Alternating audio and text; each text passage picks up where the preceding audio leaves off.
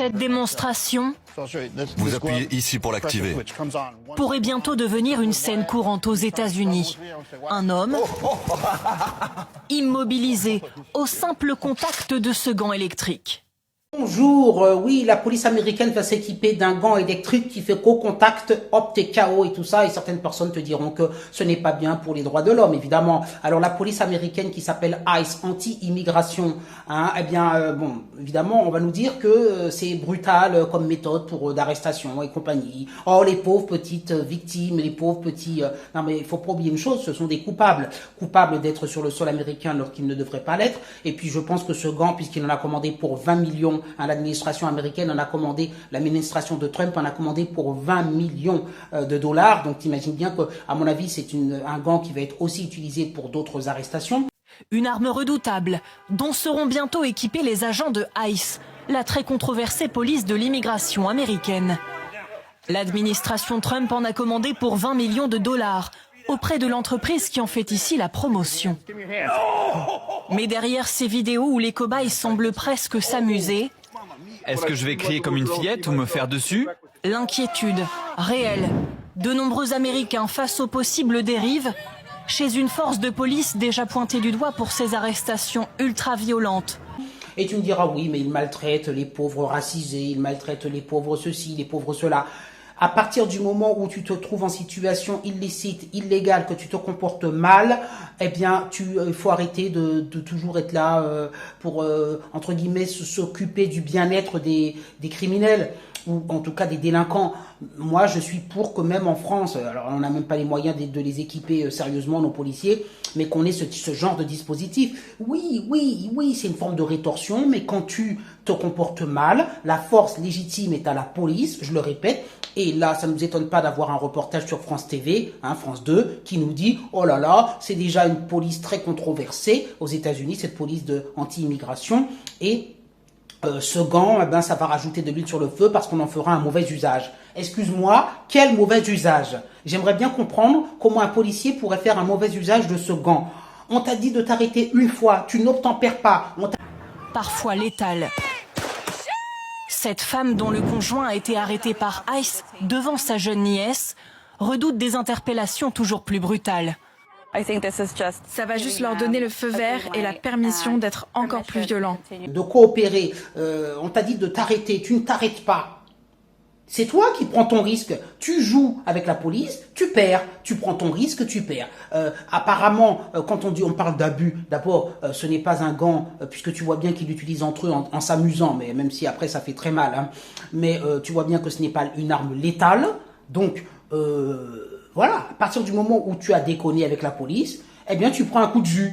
Et tu te retrouves mal, alors même si effectivement tu peux garder des douleurs pendant 2, 3, 4 jours, j'en sais rien, mais on s'en fout, t'es un délinquant, ou alors voire un criminel ou un dangereux bonhomme.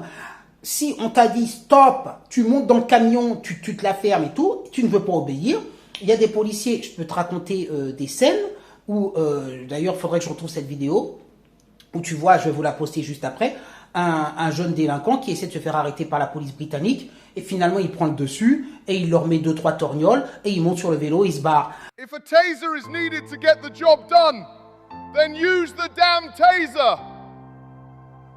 What on earth are we watching in Britain? A police officer is being attacked with his own baton. His own baton. And all we seem to get is shouting and hesitation. How many warnings does a violent suspect need? How many chances? How many seconds do you give someone who's assaulting a police officer before you actually use the equipment you've been issued? The public is sick of watching officers look like they're terrified of using lawful force. You're carrying a taser for a reason. If the legal threshold is met, use it. End the threat. Protect your colleague. Instead, we're left watching a situation spiral out of control until an officer is being struck with his own baton. That is a complete embarrassment. This isn't a criticism of the officers risking their lives.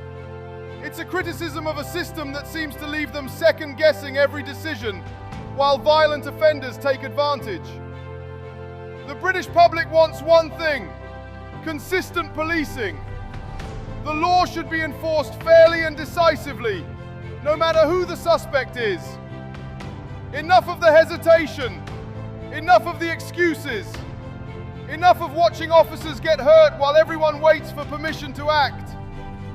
If a police officer is under violent attack, stop the threat. Because the next time, it might not just be a baton. C'est pas bon parce que ça donne toujours l'image de la police faible. En France, c'est pareil. Si les policiers étaient équipés de ce genre de gants, ils seraient beaucoup plus en confiance pour aborder des délinquants. Souvent, tu remarques que ce sont les policiers qui reculent dans certaines banlieues ou dans certaines situations parce qu'ils sont en nombre insuffisant.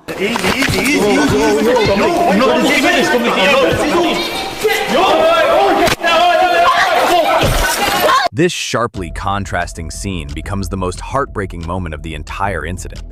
When the chaotic footage goes online, public outrage explodes. To exert even more violence. Dans le pays, des forces de police et agents pénitentiaires l'utilisent déjà, mais certains le reconnaissent, son usage doit être encadré. Il nous faut un cadre réglementaire bien défini, des entraînements en conditions réelles, des rapports obligatoires et des statistiques. Le manque d'entraînement et de formation chez les agents de ICE est justement souvent dénoncé dans un contexte d'arrestations toujours plus nombreuses. Plus de 50 000 personnes ont été interpellées rien qu'en juillet, un record depuis le retour de Donald Trump à la Maison-Blanche. Et qu'ils savent qu'ils vont se prendre une raclée s'ils restent. Donc voilà, il faut équiper, donner les moyens. Arrêtez sur France TV, comme d'habitude, France 2, propagande gauchiste, de me parler d'abus. Le gant pourrait être utilisé de manière abusive. Non, il va être utilisé envers les personnes récalcitrantes. Et ce sont ces personnes récalcitrantes qui abusent. Mais tu vois le discours, comment il est inversé ? Évidemment sur une chaîne de gauche, voilà.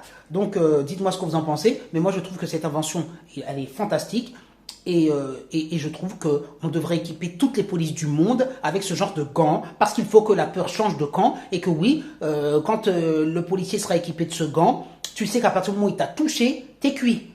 Et je pense que la peur changerait de camp plus facilement en tout cas. Bon, en tout cas c'est une des armes qui est non létale et que je trouve très intéressante. Mettez les commentaires comme d'habitude. Bonne journée.